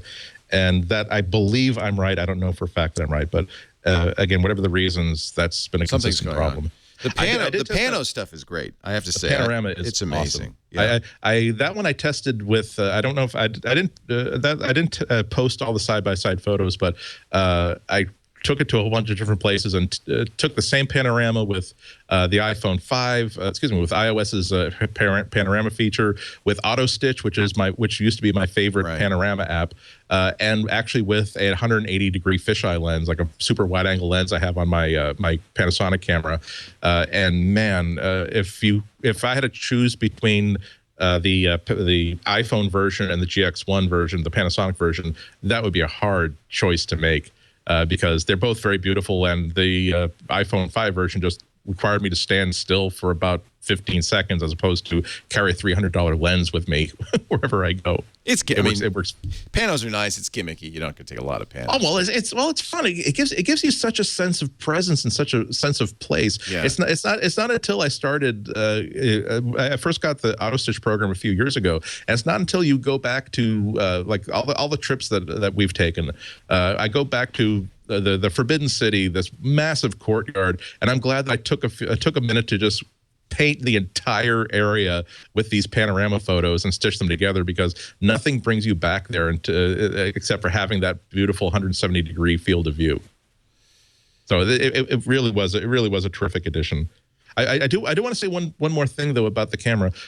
People were asking me about the purple fringing, the purple flare problem, and I didn't notice it when I was. I don't test these things in response to things I've heard from other people. I hope to encounter a problem as opposed to try to force a problem. But a few days later, I did decide to try to create this problem that people have been warning me about, where if you take a photo directly into the sun, A, there will be a lens flare. B, that flare will be purple in color. It also happens if there's one spotlight somewhere in the scene at the edge at the right spot. I was able to reproduce that. The problem was, in the review, I say that I don't consider it an issue, because I did take out the other three phones to try to see how they would handle the same thing. All three of them handle that by also resulting in a flared, poor quality image. It's just that the iPhone 5 was a little bit worse than the others, and it certainly was more purple than the others, but that didn't change the fact that even the best camera of the lot didn't give me a photo that I would be willing to use. So if it was ruined by the purple flare, well, it would still have been, in my opinion, would still have been a ruined image. So I don't really see that as an issue. Good enough. I think we are ready to... Oh, one more thing, HTML5 New York Times app. This is kind of interesting. The New York Times, of course, has a very good app for iOS, but they've also decided to do HTML5 for iOS. Other sites are doing this, like Quartz. What's your take on that, Ryan? Is that it doesn't scroll as well, it doesn't look as good, but it certainly means that the Times can have in-app purchases, not give a little money to Apple, things like that. Yeah, I think there's a lot more flexibility. The web isn't dead yet. Thank God. Apps obviously really important, but maybe the Times, which was really kind of the early standard bearer for Apple's publication integration, maybe they found that it's just not such a good deal after all. Maybe it's not so great to be just another icon within Apple's newsstand, and that they need to push their own agenda a little bit further. People pay close attention to what the Times does, so that may be a bellwether. I mentioned it. Yeah, I don't think that they're doing it uninformed. Right? They're not flailing about with those kinds of decisions. Right. No, they've been very thoughtful. And I think Quartz is another reason that people are paying attention to that. Quartz is very interesting. This is a business site, HTML5 also, that's free. There's no paywall whatsoever. But has some very high-end advertisers booked in here, like Boeing and Chevron and so forth. Really interesting launch. QZ.com. And it looks exactly the same on the desktop and on the on Safari, on the iPad. All right, we're going to take a break. When we come back, your picks of the week, gentlemen, if you've got some. A tip, too, if you want. But before we do that, let's talk about a great use for your Kindle Fire, your iPad, your iPhone. And it's Audible.com. And your ears. Good news for your ears. Good news for your ears. The best audiobooks in the world. More than 100,000 of them. In every arena, every topic, fiction, nonfiction, history. I love reading history on Audible, listening to history on Audible, because it's one of those categories that, probably would take a backseat to novels if I didn't have more time to read. It's like you have to triage your reading. But because I get to read so much in the car, commuting, at the gym, when I'm walking the dog, I can pick up books like A History of the Second World War, which I'm just concluding, just fascinating, and still get to read those books. It really brought reading back into my life. I think that's what I am so grateful to Audible for. I use the Audible app for iPhone, Android, or Windows Phone. All your books, your entire library, in my case, over 500 books available at any time, which is fantastic. You can download them and listen to them. You can do the Whisper Sync thing now, which is great. If you have it on an iPod and an iPod, an iPhone, and an iPad, you can go from one to the other and pick up where you left off. Andy, what do you have a recommendation for us today for Audible? Yes, because today's the 2nd or the 3rd? Second. The 2nd, which is the actual release date for John Hodgman's third in the trilogy of voluminous information, That Is All.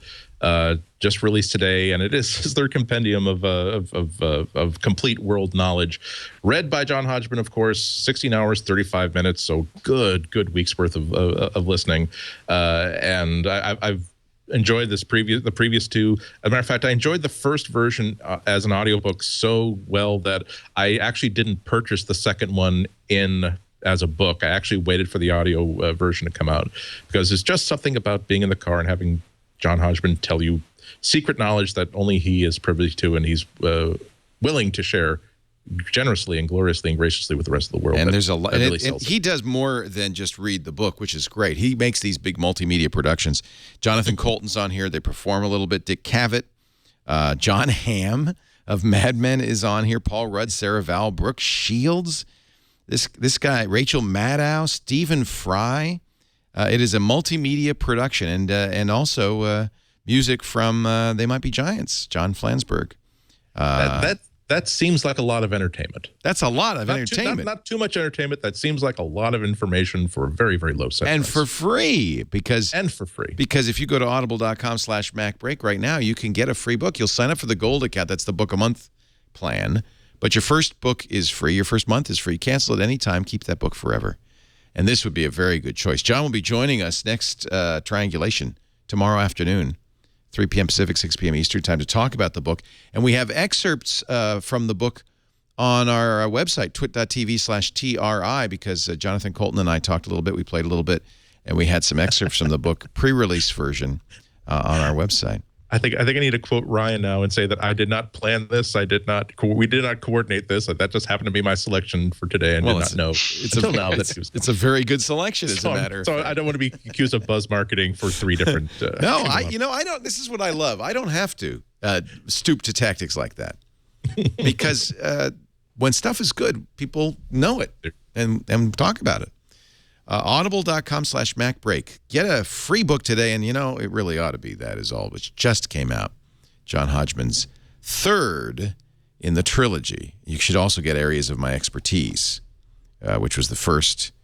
What was the second one? I don't remember. More Information Than You Require. Mm-hmm. That's right. I have all three, of course. Audible.com/MacBreak. We thank them so much for their long-time support of MacBreak Weekly and the iOS platform. You got an iOS or a Mac? How about a Mac pick? Anybody? A Mac pick? Bueller? Never mind. Forget it. I'm really enjoying the TweetBot beta. Yes. I'm not sure if you is it out yet?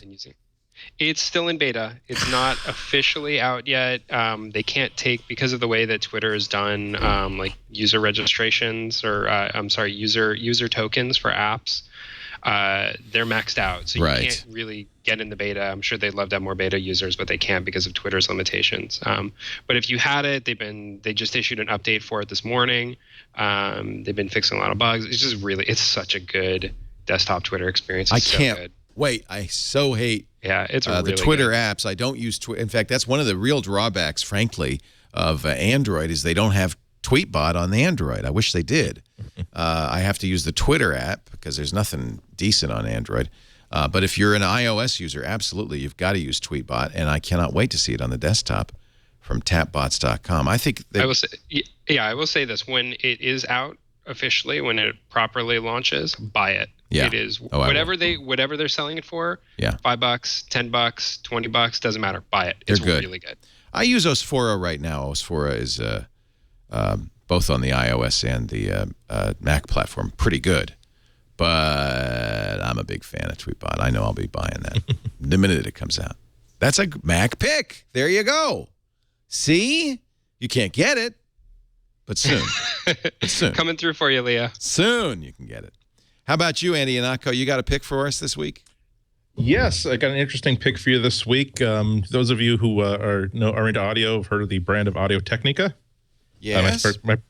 Well, they've been branching out. They now have a new line of Cabernets.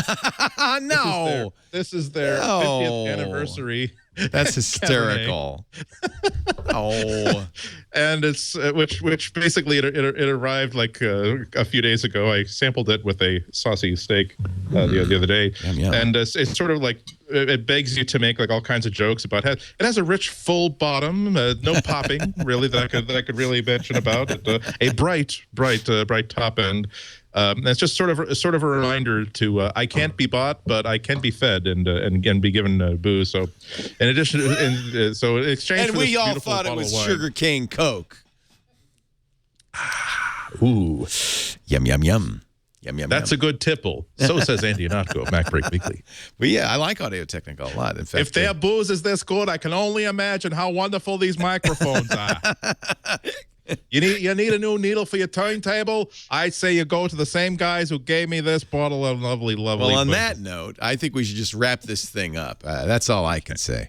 Hey, it's great to have you, Andy. I will look for your review of the iPhone 5 camera in today's Chicago Sun-Times. Thank you very much. And, of course, you should always look for Andy's Chicago Sun-Times pieces, the greatest stuff. You can also find them on the web, www.cwob, proudly celebrating 4 years in beta. And probably 4 more to come. We're still waiting for that second level of angel funding. Actually, we also want to thank Ryan Block, who's going to be out your way, gadget.com, gdgt.com. You're doing a Boston Gadget show, aren't you? We are doing one this month. That's It's on exciting. events.gadget.com. You can sign up RSVP there, but we are doing it in Boston on the 17th. If you have not been to an Engadget event, really a great way to see all the latest stuff. This will be at the Bijou nightclub. I know you've been there many times, Andy, out there on Don't Stewart remember a Street. single time, man, Leo. That's how you know how good time I had. Great way to check out new technology. RSVP at events.gdgt.com. Maybe you'll have that new Slingbox there. I hear that Slingbox has 2 new devices that were kind of accidentally left out in a Best Buy. That's kind Yeah, I'm not sure. We'll see. of, you have a sponsor, Can't make maybe. any commitments. Maybe. And, of course, gdgt.com is the place to get your aggregate interviews and more. Don't forget the promo area of the doc. Oh, let's go look. Could have just told you that. You could have just said that out loud Right. instead of Why don't you check the promo instead area of of the doc, Leo reading. Right. So Chad has this like Are you ticker being tape. mesmerized? You know, he has this ticker tape app. Oh, you're doing an Ask Me Anything. That's neat. On Reddit right now? Ryan? I'm sorry? Are you doing an AMA Ask Me Anything? I am. I'm doing an AMA on Reddit right now. I'm sure all the Reddit people are kind of frustrated because I started the AMA like an hour before I came on the show. So I tried to answer as many questions as I could on the AMA before MacBreak Weekly. That's fine, but go back and everybody should visit reddit.com/r/IAMA and you can read Ryan Block's Ask Me Anything. Ooh. Some, oh, No. Okay. I'm not going to read that question. Oh my goodness. Oh, you're very honest. That's good. This is good stuff. If you want to earnest guy, learn more about Ryan Block than you ever thought you would. Anything you learn about me is far too much information. Nobody far too much information. And Veronica makes a cameo. She does make a cameo in exactly the right place, I might add. Really, really great. What else do I have in the promo section of the rundown? Let me just see. Oh, we've got T-shirts. We got to mention that we are running out of time now on our Teespring shirts. 10 days left. This is something we're going to do now more often. I think is a one month only deal. This is the special edition TWiT T-shirt with all the names of the shows in the background of the TWiT logo. One of our listeners designed this for us, twit.tv in the front. $20, nice quality American Apparel or Fruit of the Loom, your choice. All sizes available. The campaign has reached its goal, but we won't begin printing them for 10 more days. So that means you have 10 days to get in on this. And once it's done, it's done. We won't make these ever again. So what's nice, Chad? I think we've sold 1,471 shirts. I think we are close to our goal. We were going to use this to buy an Elemental, right? The streaming hardware that we need, which is close to $20,000. Right. And I think we might, certainly if we get say 500, let's say we get to 2,000, that would be nice. Yeah. That will be enough money to buy the Elemental. That'll take a nice dent out of the cost. And then our streaming will be much more reliable. It won't crash on you in the middle of the show. So it's all in a good cause. The URL is teespring.com/twit if you'd like to get one. And we are taking designs for the next shirt we're going to do. It might be a hat or a mug. It doesn't have to be a shirt. Right. Think about it. teespring.com/twit. Ryan Block, Gadget.com. Andy Ihnatko, Chicago Sun-Times. Thank you for being here. Thank you for joining us. Always fun. We'll see you next time. Now, back to work because break time is over.